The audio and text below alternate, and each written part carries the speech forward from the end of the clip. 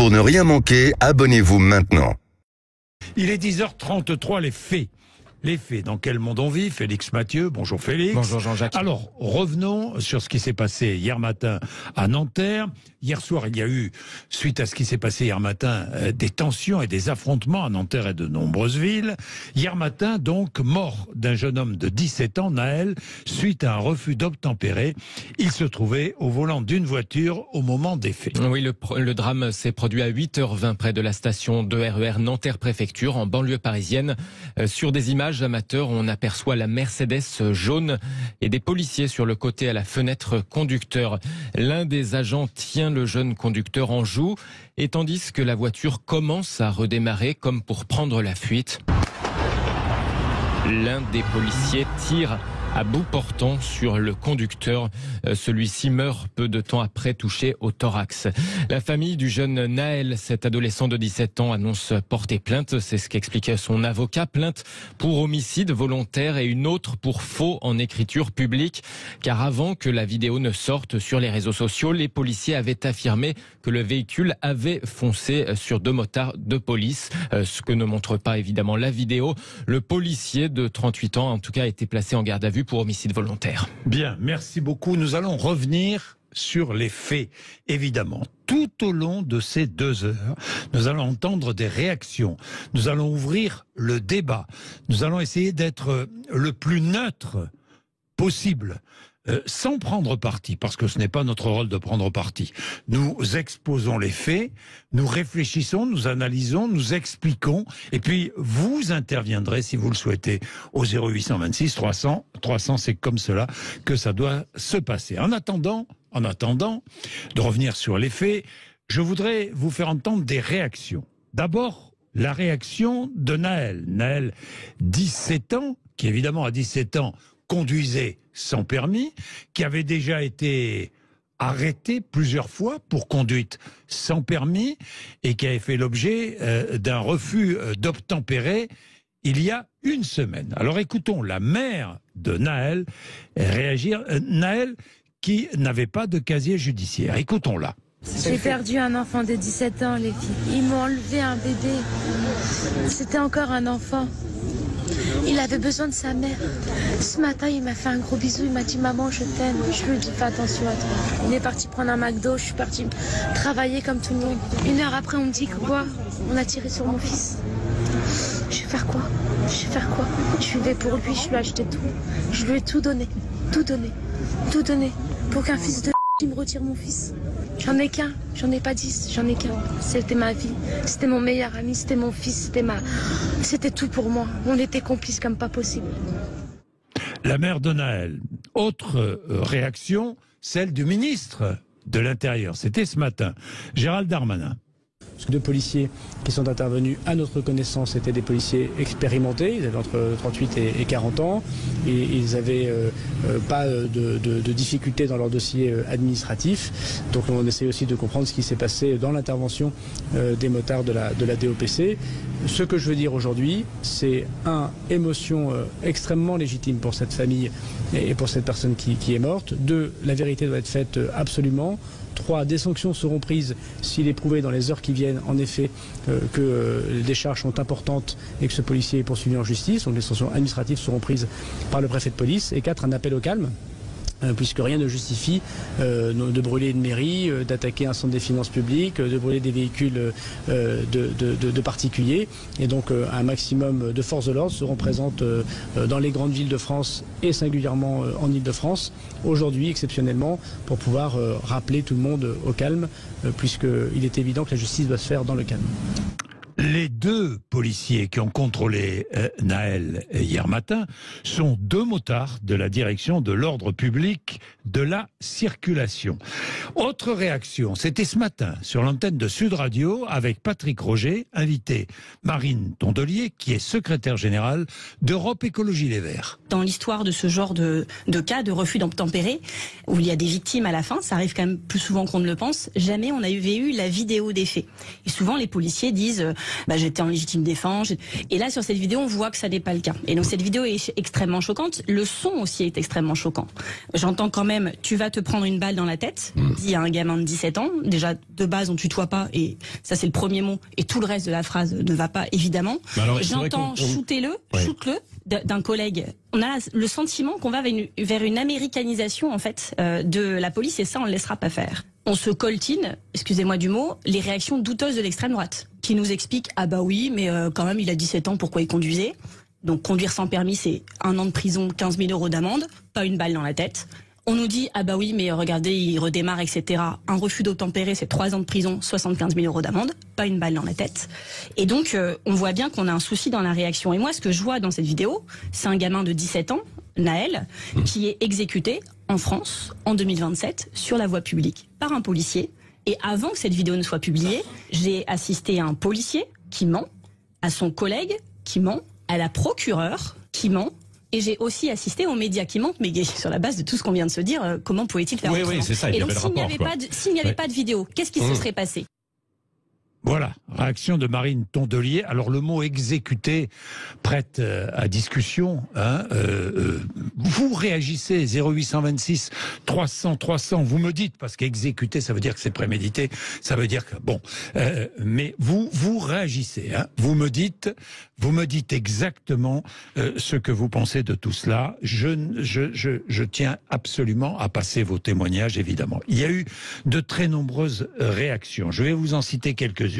Celle d'Omar Sy, je le cite, qu'une justice digne de ce nom honore la mémoire de cet enfant. Kylian Mbappé, qui a tweeté, je lis, j'ai mal à ma France, une situation inacceptable, toutes mes pensées vont pour les proches et la famille de Naël, ce petit ange parti beaucoup trop tôt. Jules Koundé, le footballeur défenseur du FC Barcelone, a exprimé sa colère, soulignant un problème sociétal majeur selon lui. Je le cite, un jeune homme de 17 ans abattu à bout portant par un policier pour un refus d'obtempérer lors d'un contrôle, telle est la réalité de la situation et elle est dramatique. Et il ajoute, j'en veux aux chaînes d'information en continu, comme si cette nouvelle bavure policière ne suffisait pas. Les chaînes d'information en continu en font leur chou gras, des plateaux déconnectés de la réalité, des journalistes qui posent des questions dans le seul but de déformer la vérité, de criminaliser la victime et de trouver des circonstances atténuantes là où il n'y en a aucune, une méthode vieille comme le monde pour masquer le vrai problème, et si on éteignait un peu la TV pour s'informer. Et Mike Maignan, le gardien de but des Bleus, a lui aussi réagi, s'est exprimé ce matin. Une balle dans la tête, c'est toujours pour les mêmes, qu'être en tort conduit à la mort. Voilà ce qu'il dit pour Naël, pour sa maman, ajoute-t-il, Mike Maignan. Bien, vous voyez de très nombreuses réactions. Encore une fois, les vôtres, 0826 300 300. Nous allons revenir sur les faits, nous allons débattre entre 11h et midi. Je rappellerai ce que dit la loi. Tiens, nous allons le faire d'ailleurs immédiatement avec maître Alexia Descamps, qui est avocate en droit routier. Maître Descamps, bonjour. Bonjour, monsieur Bourdin. Vous êtes avocate en droit routier. Faisons bien la différence entre un refus d'obtempérer et un délit de fuite. Ah oui, il y a une réelle différence, parce que le refus d'obtempérer, c'est un refus effectivement de s'arrêter quand les forces de l'ordre font signe de se mettre sur le côté pour un contrôle, peu importe ce qu'il est d'ailleurs, mais ils nous demandent de nous arrêter, ils veulent contrôler quelque chose ou verbaliser quelque chose. Le délit de fuite, c'est quand il y a un accident et qu'on s'en va en laissant un dommage corporel ou même un dommage matériel derrière soi. Donc on n'a pas la même définition. Voilà. Bien. Alors, en ce qui concerne le refus d'obtempérer, la loi de 2017, article 435.1 du Code de sécurité intérieure précise les choses. Je lis, policiers et gendarmes sont autorisés à tirer en cas de refus d'obtempérer s'ils ne peuvent stopper la voiture autrement que par l'usage des armes et si, dans sa fuite, le conducteur est susceptible de perpétrer des atteintes à leur vie ou à leur intégrité physique ou à celle d'autrui. Voilà ce que la loi écrit. Oui, alors ce qu'écrit la loi, ce que dit la loi est une chose. Le problème, c'est que dans le refus d'obtempérer, ça va très vite. S'ils doivent intervenir et tirer, ça doit aller très vite parce que on est sur un véhicule qui va rouler vite pour justement se soustraire au contact des forces de l'ordre. Donc ils sont autorisés à tirer, mais dans certaines circonstances. Ça va être très circonstancé, ça va être très conditionné. Il faut tirer déjà plutôt sur le véhicule plutôt que sur les personnes qui sont à l'intérieur. Donc il y a une façon de tirer. Et on peut tirer dans les pneus, on peut essayer de stopper le véhicule. En fait, c'est l'idée de cette loi-là. C'est de stopper le véhicule d'une façon ou d'une autre, sans mettre en danger la vie d'autrui, ni celle des policiers ou des gendarmes, ni celle des conducteurs ou des passagers. Donc ce qui s'est passé hier est complètement différent de ce que nous dit la loi, en fait. Ce qui s'est passé hier n'est pas du tout un refus d'obtempérer. Enfin, ne peut pas répondre, en tout cas aux conditions de la loi. Voilà, parce que hier, mais il a redémarré, le conducteur a redémarré. Le policier le tenait en joue lorsqu'il a redémarré et le policier a tiré. J'ai vu la vidéo, alors oui, il redémarre. On le sait, il a 17 ans, il n'a pas de permis de conduire, il a cette volonté effectivement de se soustraire à ce contrôle routier. Sauf que bon, ce qu'il s'est passé, alors je vais respecter la présomption d'innocence et respecter le dossier parce qu'il est en cours d'instruction, bien évidemment. Oui, mais ce que l'on voit sur la vidéo, pour moi, ne correspond pas du tout à une légitime défense de la part des policiers ou à une volonté de stopper le véhicule. C'est une volonté de stopper le conducteur plus qu'autre chose. Voilà, pour vous, le policier a eu la volonté de... Mais dans ces cas-là, le policier n'a que quelques fractions de seconde, même pas une seconde pour réagir. Hein. Bien sûr, ça va très vite. C'est ce que je vous disais, c'est pour intervenir, il n'a qu'une fraction de seconde. Est-ce qu'il est obligé réellement... Enfin, est-ce que c'est obligé de se passer comme ça? Je pense qu'on avait d'autres façons de faire pour arrêter Nahel hier matin.